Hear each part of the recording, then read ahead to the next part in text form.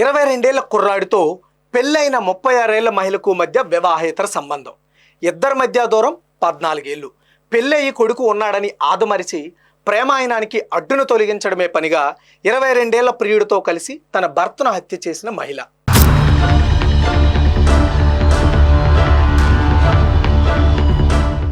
గుండెపోటుతో భర్త మరణించాడని అందరినీ నమ్మించే ప్రయత్నం చేసిన ఓ భార్య పాపం పండింది. పోలీసుల దర్యాప్తులో ఆమె ఆడిన గుండెపోటు డ్రామా బట్టబయలైంది. ప్రియుడి మోజులో పడి కట్టుకున్న భర్తనే కిరాతకంగా అంతమొందించింది. అక్రమ ప్రేమకు బానిసైన ఒక మహిళ.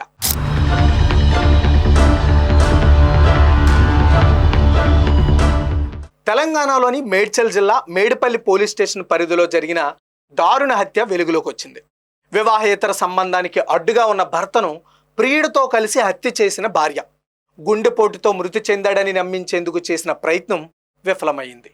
పోస్టుమార్టం నివేదికలో భార్య చేసిన ఘాతుకం బయటపడింది. పోలీసులు తెలిపిన వివరాల ప్రకారం బోడప్పల బృందావన్ కాలనీలో నివసిస్తున్న వికే అశోక్, అతనికి 45, పూర్ణిమ ఆమెకు 36 సంవత్సరాల వయస్సు. ఈ దంపతులకు 12 ఏళ్ల క్రితం వివాహమైంది. వారికి 11 ఏళ్ల కుమారుడు ఉన్నాడు. అశోక్ ప్రైవేట్ యూనివర్సిటీలో లాజిస్టిక్ మేనేజర్ గా ఉద్యోగం చేస్తున్నాడు.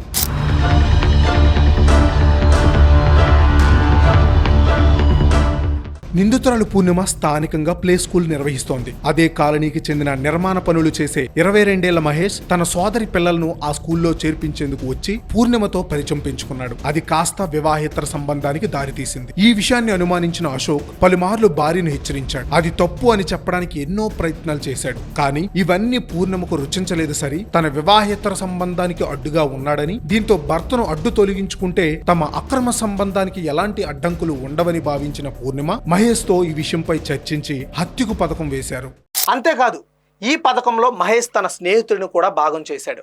అశోక్ను హత్య చేయడంలో సహాయం చేయాలని మహేష్ తన స్నేహితుడు సాయి కుమార్ను సంప్రదించగా అతడు ఈ నేరం చేయడానికి అంగీకరించాడు. అనుకున్న పథకం ప్రకారం అశోక్ను చంపడానికి అన్ని ఏర్పాట్లు చేసుకున్నారు.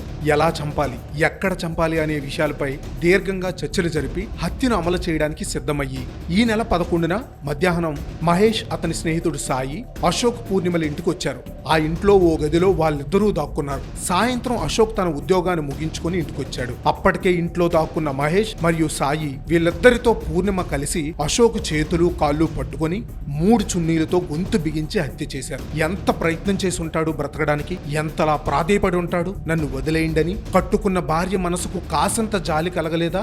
ఎవరిని ఎందుకు చంపుతున్నానో అని కొంచెమైనా ఆ బుర్రకు తట్టలేనంత మసకబారింది. మొత్తానికి అనుకున్న పథకం ప్రకారమే అశోక్ ఊపిరి ఆపేశారు. ఆ తరువాత దీని నుండి ఎలా తప్పించుకోవాలి అనే ఆలోచనలో ముగ్గురు కలిసి మరో కొత్త పథకాన్ని రచించారు.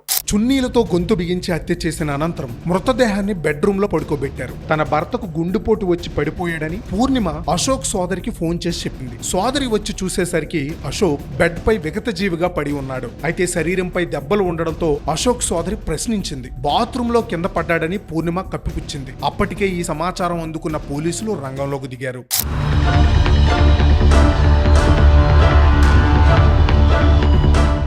తప్పు చేస్తే ఏదో విధంగా ఎప్పటికైనా పట్టుబడతారనే సత్యాన్ని పెద్దగా ఎవరూ పట్టించుకోవడం లేదు. అయితే అశోక్ పోస్టుమార్టం రిపోర్టు మాత్రం ఈ ముగ్గురి నేరభాగోతాన్ని బట్టబయలు చేసింది. ఇది తెలుసుకున్న అందరూ షాక్ అయ్యారు. అశోక్ సహజ మరణం పొందలేదని, ఊపిరాడక గొంతు నులిమి చంపినట్లు పోస్టుమార్టం రిపోర్టులో తేలడంతో పోలీసులు కేసును హత్యగా మార్చారు.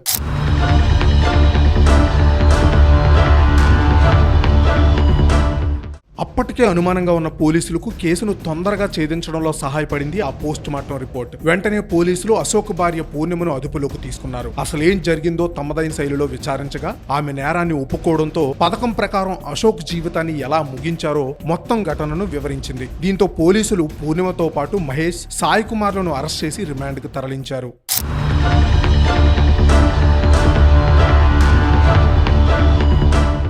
చట్టం తన పని తాను చేసింది. కానీ న్యాయం జరిగిందని చెప్పుకుంటే ఆ ఇంట్లో చల్లారిపోయిన దీపం మళ్ళీ వెలుగుతుందా? తండ్రిని కోల్పోయిన ఆ బిడ్డ జీవితంలో ఏర్పడిన ఖాళీని ఎవరు నింపగలరు? నమ్మకాన్ని, బంధాన్ని, వివాహాన్ని ఒక్కొక్కటి ఒక్కో క్షణంలో ఎలా నాశనం చేయొచ్చో ఈ ఘటన సమాజానికి గట్టిగా గుర్తు చేస్తోంది.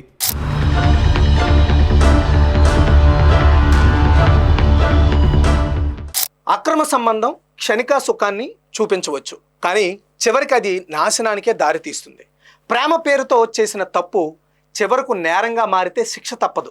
ఎంత తెలివిగా ప్లాన్ చేసినా, ఎన్ని నాటకాలు ఆడినా సత్యం ఏదో ఒకరోజు బయటికి రాకమనదు. పోస్ట్ మార్టం రిపోర్ట్ కాదు, మన అంతరాత్మే మొదటి నిజాన్ని చెబుతుంది. ఈ ఘటన ఒక హెచ్చరిక. కోపానికి లోనైతే జీవితం కూలిపోతుంది. కామానికి బానిసైతే కుటుంబం ఛిద్రమవుతుంది. నేరానికి దిగితే భవిష్యత్తే శిక్షగా మారుతుంది.